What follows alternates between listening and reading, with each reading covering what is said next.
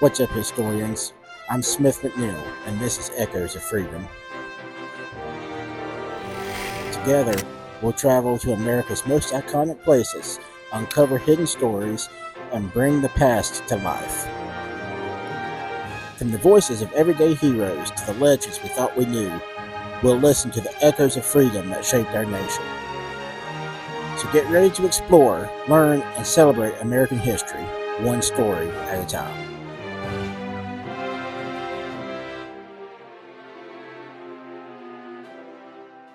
What's up, historians? Smith McNeill, we're back again, and we are here at a very beautiful place. Let's just walk over this way a little bit, and you can kind of see, hopefully here behind me, you can see the mountains in the background.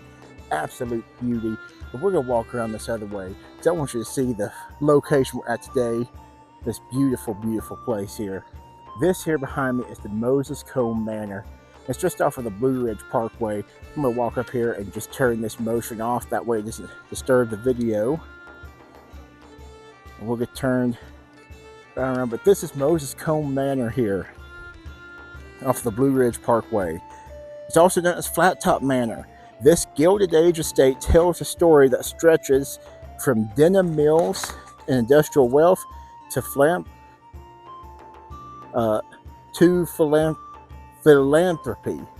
Try saying that word 3 times fast. Conservation and the preservation of Appalachian culture. We're right here in the heart of the Blue Ridge Mountains. I can't remember if I said that or not. This is take 2. But we're here in the heart of the Blue Ridge Mountains off of the Blue Ridge Parkway. And this right here is the manor. I've passed by this sign, the sign to this manor hundreds of times, whether that be riding my bicycle, driving the parkway out, sightseeing, whatever. I've never actually come out here until today, so I'm excited to be here. This is a beautiful house, beautiful, beautiful house. I'm glad to see that's still standing and still serving a purpose here for people of the community. So let's talk about Moses Cone, also known as the Denim King. Moses Herman Cone was born in 1857. He's the son of German Jewish immigrants who ran a grocery store in Baltimore. Alongside his brother Caesar, Moses built a textile empire here in the South, establishing the Cone Mills Corporation in Greensboro. The Cones became known as the Denim Kings, producing sturdy, high-quality denim fabric that clothed America's workers. Their mills supplied denim to Levi Strauss and Company, turning Cone denim into a household name. So you're going to see denim all over the place. More than likely, if it was denim here in the United States, it was made by the guy that lived right here in this house.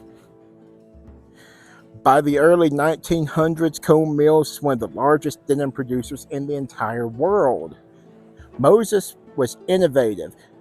He emphasized quality control, invested in new machinery, and built lasting partnerships. But he also had a strong sense of civic duty. As he built his fortune, he also gave generously to hospitals, schools, and other public projects.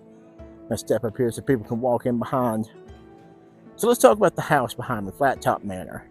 With his wealth, Moses Cone and his wife, Bertha Lindo Cone, constructed their country estate, Flat Top Manor, and this is it. It was completed in 1901. The house is colonial revival style, boasting 23 rooms and over 13,000 square feet of living space. And you can see that reflected right here. Looks like they got an outdoor glass patio to sit on, a nice big wraparound porch, 2 floors, actually 3 floors here of just living space and house. Unfortunately, I'm not going to have time to go in as the house is closing at 5, and it's right now 5 o'clock. We've been filming a couple other places today to bring some episodes. Enjoying the Labor Day weekend, to be honest. A day off of school, not having to worry about teaching and stuff, and so I decided to be a good day to get out and do some Echoes of Freedom and get some more content for you guys for season 1, which will be wrapping up. I'm rambling on down a rabbit hole, sidetrack, but just so y'all kind of have the full picture, season 1, the way I decided to do it, season 1 will end at the end of 2025, so December 31st, and season 2 will begin on January 1st of 2026. So we've got lots more coming for season 1. Sorry, I just had to step up and turn off the motion camera. But back to the house. We talked about the colonial revival style. Reeling back in now. This wide wraparound porch looks over the Blue Ridge Mountains, and you can see the mountains in behind. My fact, I'm just gonna walk up and grab the camera just so I can show you guys these mountains in behind, so you can see.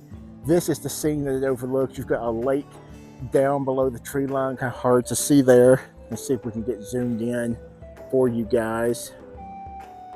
Yeah, so you can see the lake down there that it overlooks, the mountains that it overlooks, and just all the scenery that this porch here overlooks at the manor. And the estate includes 3,500 acres with carefully designed carriage trails, lakes, orchards, and forests. And you can see some of these trails that go all around here that you can go hike on, walk on, all this stuff, do some exploring. So if you're in the area, this is a must stop on the bucket list for the Blue Ridge Parkway. Cone believed in land stewardship. He built 25 miles of carriage roads, which are still in use today. Matter of fact, when I came in, there's some people on horseback riding around on some of these trails. And these were meant for walking, riding, and carriage driving, blending leisure with conservation. He planted apple orchards, created trout-filled lakes, as you saw down there at the bottom of the hill, and practiced modern forestry long before it was ever popular. Flat Top Manor wasn't just a symbol of wealth, it was a progressive experiment in conservation and design, balancing industrial success with the love of the land. It's echoing the freedom we have here in the United States, that each individual can be who you want to be, and not kind of what the government tells you have to be, kind of what the government tells you have to do, or sets a bunch of guidelines. Here in the United States, we have the freedom to be our own person, do what we want to. We can buy the land and make it how we want it. And that's exactly what Moses Cone did. He exercised his freedom to build this beautiful estate here right in the heart of the Blue Ridge Mountains in Boone, North Carolina. So let's talk about his wife, Bertha Cone. Right? Sorry, I've done so much stuff today that I have forgot what I was even talking about. Got so much on my mind. Just checking back to my notes. Okay, we're gonna talk about Bertha Cone. I may cut that part. If I didn't, surprise, y'all just get the raw footage. This is how we do on Echoes of Freedom. We're just raw and we're real. We're real around here about history.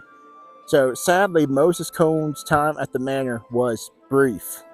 He died in 1908 at just 51 years old. So he was only here in this house for 7 years before he died, leaving his wife Bertha a widow.